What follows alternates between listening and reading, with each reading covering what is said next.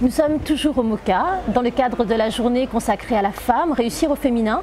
Et nous rencontrons Shaeda Rivière, présidente de Entrepreneuriat au féminin, Océan Indien Réunion. Shaeda, bonjour. Bonjour. Alors, vous êtes présidente de cette association EFOIR. Est-ce que vous pouvez nous expliquer en quoi consiste cette association et quel est son but? Alors, l'association EFOIR est un réseau de femmes chefs d'entreprise, donc créé en 2002, donc cela fait 14 ans maintenant.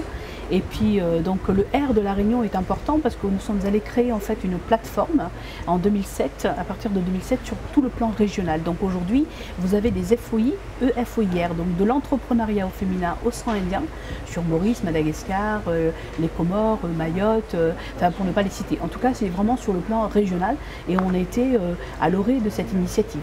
D'accord. Et vous-même, en tant qu'ex-chef d'entreprise, en fait, pourquoi vous aviez rejoint? Alors, ex, c'est vrai que c'est un bien grand mot. Je veux dire, moi, j'ai fait 25 ans de courtage, donc j'étais une ancienne de l'assurance. J'ai eu la chance de vendre cette entreprise pour l'instant. Et le but, c'est pas, voilà, c'est une vente, donc c'est quelque chose de c'est une réussite en fait. C'est pas parce que je l'ai pas fermée parce que ça allait mal. C'était juste vouloir peut-être une nouvelle reconversion.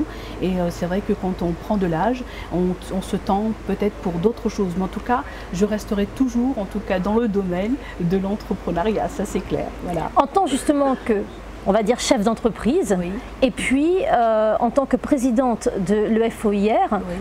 Est-ce que vous pensez qu'aujourd'hui encore, malgré tous les efforts qui ont été faits, c'est encore une difficulté, parfois même un problème, voire même un obstacle pour une femme de devenir chef d'entreprise ou de se lancer dans l'entrepreneuriat? Alors, c'est vrai qu'il y a deux écoles. On va dire certaines qui se lancent parce qu'elles ont la maturité, parce qu'elles ont le feeling pour créer.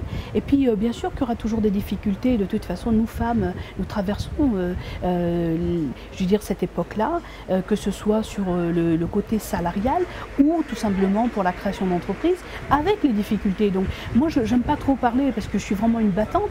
Et c'est ce que en tout cas, je véhicule cet esprit d'entrepreneuriat dans mon association. On est plus d'une centaine de femmes aujourd'hui et on se retrouve plus ou moins toutes pareilles avec cette envie justement de créer quelque chose et de dire c'est pas une histoire de parité, c'est une histoire d'être juste présente sur le marché réunionnais et de dire qu'on est capable aussi de faire des choses. C'est important de véhiculer ce côté positif et de dire que nous les femmes, nous pouvons aussi faire et créer des entreprises et avoir...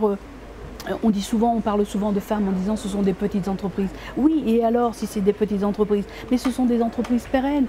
Donc vous voyez, je veux dire qu'au niveau de... derrière, il y a de la création d'emplois aussi.